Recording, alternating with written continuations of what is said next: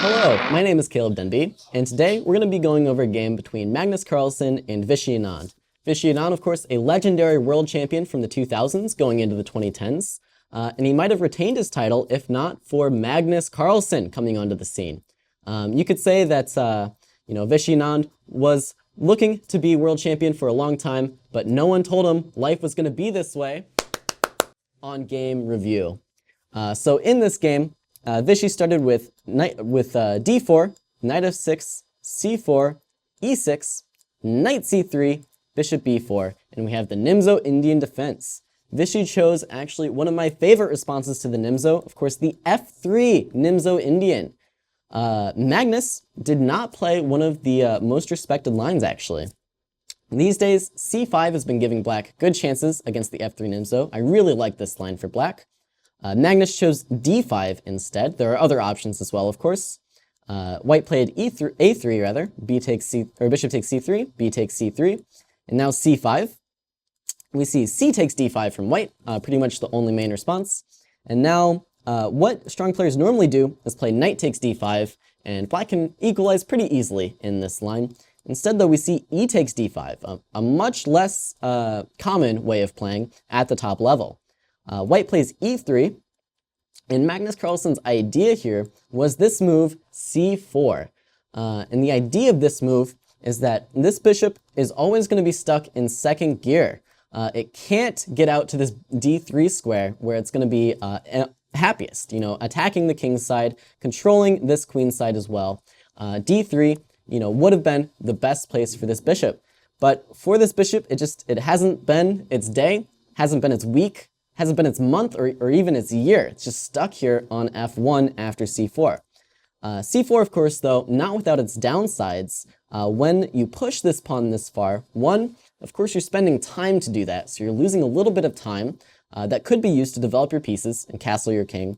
You're also losing pressure on the center, so you're no longer attacking this d4 pawn with your c pawn. And what that means is white is a little bit more free to get this e4 push and without worrying about his d pawn. And so we'll see the game kind of revolve around this imbalance here.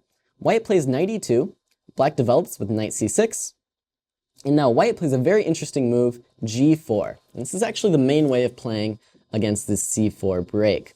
By playing the move c4, like I said, black is relieving a lot of pressure on the center, so white is more free to kind of just go crazy on the king's side. He's going to have this central advantage, and he's going to use it to attack the king's side, especially with this g-pawn.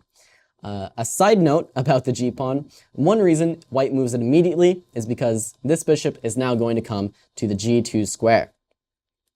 Black plays castles in this case. White brings this bishop out to g2, and now we see knight a5 from black. Another bonus to having this pawn on c4 is its control over the b3 square. Black's going to bring this knight into b3 and trade off this annoying bishop that white has.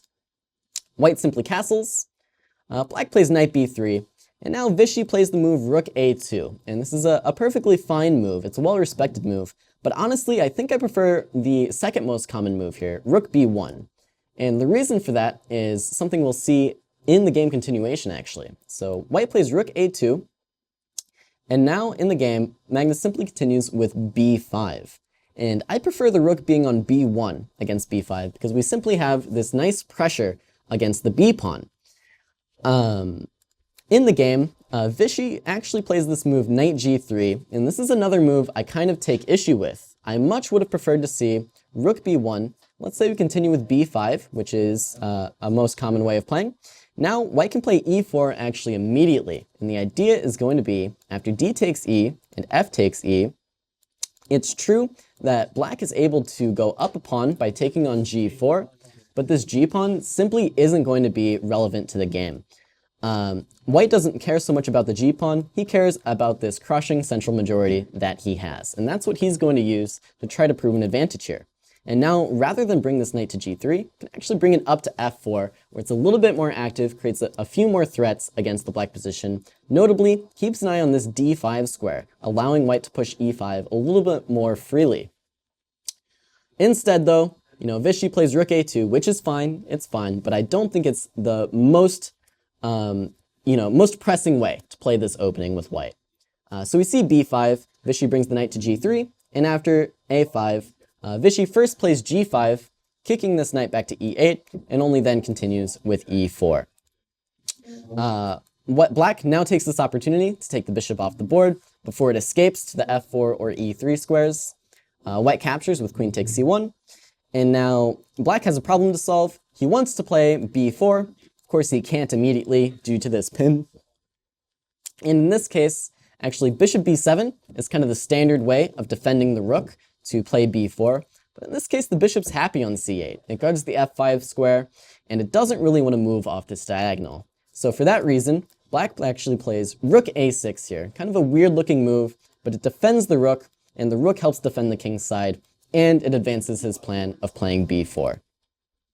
White continued with e5, a very natural way of playing, simply increasing his central advantage and getting ready to push this f-pawn into Magnus's face.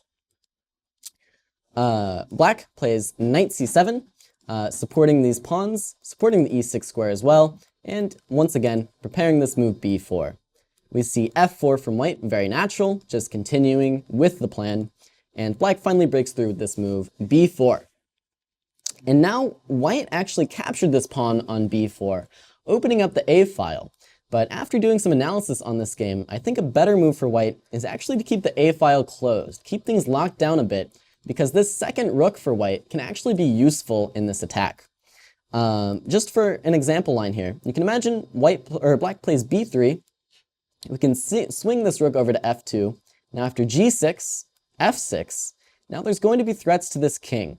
And I think white might just be doing a little bit better than in the game continuation, because these two rooks do a better job of stopping the b-pawn than one rook does. It kind of gives white an extra piece to attack with while still keeping an eye on the b-pawn, not letting it promote. In the game though, white does capture on b4, black captures, and then we do see this one set of rooks come off the board, and I really think this is a favorable trade for black in this case. The game continued with f5, black plays b3, and now white continues with queen f4.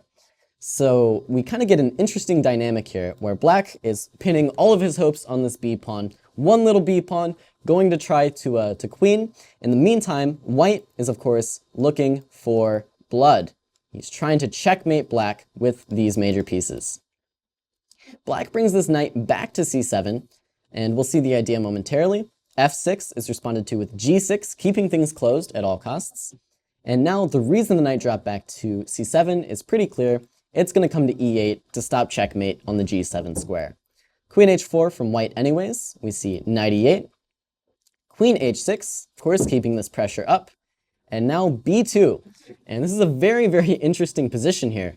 Vishy went for the move rook f4. The idea being checkmate. Pretty natural. There's one obvious downside to this move, and that is black gets to queen. And unfortunately for Vishy, so far this game was very well played by both sides. The balance was kind of being maintained with both sides going for their attack.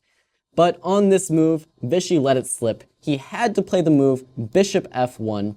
The idea being there's no good way for this queen to get back to defend the king's side. You have to play queen d1, and after rook h4, you have to give up this queen for the knight and go in for a position like this, which it turns out the way it works out, it's going to be about equal in this endgame, with black probably worming his way into the position to give a perpetual on this white king.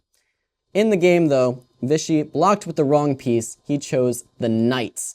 And now, of course, after queen e1, this queen is always going to be there for Magnus. You could say it'll always be there for you, Magnus, guarding this h4 square. After rook h4, simply queen takes h4 would be played, and black is just going to be up a crushing amount of material. One extra rook to his name, and he can now activate his queen. And in fact, in the game, after queen e1, Vishy simply resigned. And that is one of the key games that led Magnus Carlsen to win his first World Championship match. Thank you very much for joining me on this episode of Game Review. My name is Caleb Denby, and I will see you next time.